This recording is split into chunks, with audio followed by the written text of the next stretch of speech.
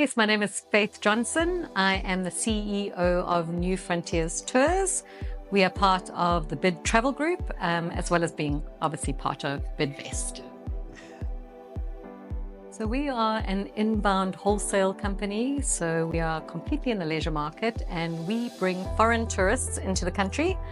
And as New Frontiers, we have our B2B brand, but we also have two other brands that fall under New Frontiers Tours, one of which is Bush Breaks and another B2C brand called Scintilla.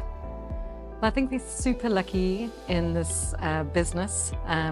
We were founded 20 years ago by a chap called Craig Smith. He's an incredible individual, and as a gay man, I think he brought an inclusivity into the business and an ability to be yourself, and that has pervaded the company ever since. So we've always brought ourselves to the party. We're very much a down-to-earth, travel-orientated, curious, fun team who are allowed to be themselves. And we definitely shy away from words like corporate because we've never really regarded ourselves as that. For me, it's an amazing opportunity to be a leader of this business. But it makes it very easy just because of the incredible vibe and energy that the team have. And I would hope that everyone in our organization would feel comfortable to be themselves and yeah, just enjoy what we do and show up to work every day to be themselves and to be their best selves. Well, I think business South Africa has a lot of work to do. We have a very basic understanding, I think, and we have a lot of misconceptions. And we're no different. I think we all have to learn how to better equip ourselves and to better educate our teams to grow awareness. Things that we did today, such as a workshop, were an incredible opportunity for the team just to be allowed to gain access to information. I think sometimes we may shy away from it because we're afraid to embrace something new or something different. So yes, I think opportunities like today, workshopping this, allowing people the ability to talk, to ask questions, to not feel shy, to again be themselves, and to not feel afraid to speak up and to speak out. We're super fortunate to have a really strong sort of ethical drive within the business from a Bidtravel perspective. So we have a really good framework of a sort of a policy framework that we're able to fall back on to allow us to do the work that we do. So we started up a learnership as part of our youth employment projects. And that learnership, we work with DUT, a Technicon here in Durban, and we employ or we take on the learnership journey, and we call it actually a junior journey, of around 8 to 10 young students who fill their practical or fulfill their practical obligations as part of their diploma within the workplace. And it's a great hybrid model of work experience and classroom.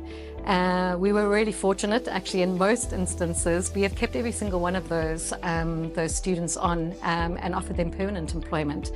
I think we're struggling in this industry in South Africa in general, especially sort of getting fresh blood into the industry. It's an incredible opportunity, South Africa in general, to use tourism as a platform to really benefit grassroots communities.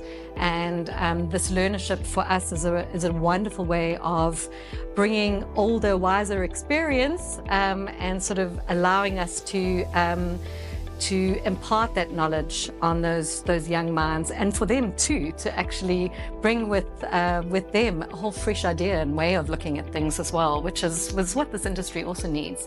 So transformation is very much a part of those discussions and part of this industry.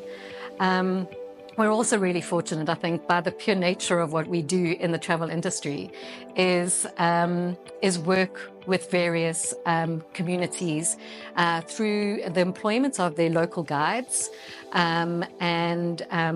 That's really throughout Southern Africa. But in South Africa particularly, you'll find that most of the properties that we work with are all employing locally as well.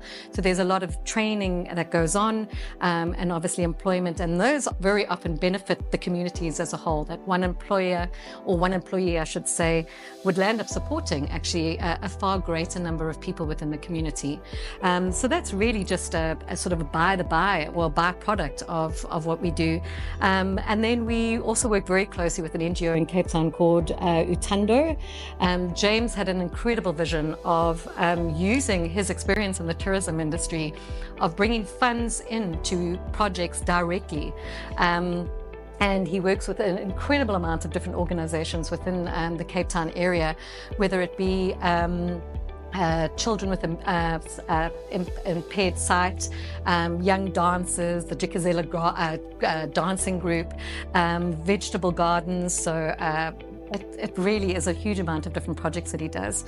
What we do is we then promote a contribution to overseas tour operators. So their clients who are traveling are able to directly contribute when they travel to the organizations. Not only that, a lot of people want to be able to visit these organizations, especially if they have funded them in some way or donated to them. So he runs, and he doesn't like to call them tours, but he likes to call them sort of community awareness outings, really. And we take people to the various projects, and you can visit between 3 or 4 different projects on a day out with James. And they are life-changing experiences, and a lot of overseas people come out and are really getting insight into the very communities that border the very tourist hotspots that they might never have gotten a chance to see as well. So incredible chap and incredible communities. And it's not just him, obviously. He has a huge network of people that he deals with, and all of those people are doing amazing things for the communities that they work in.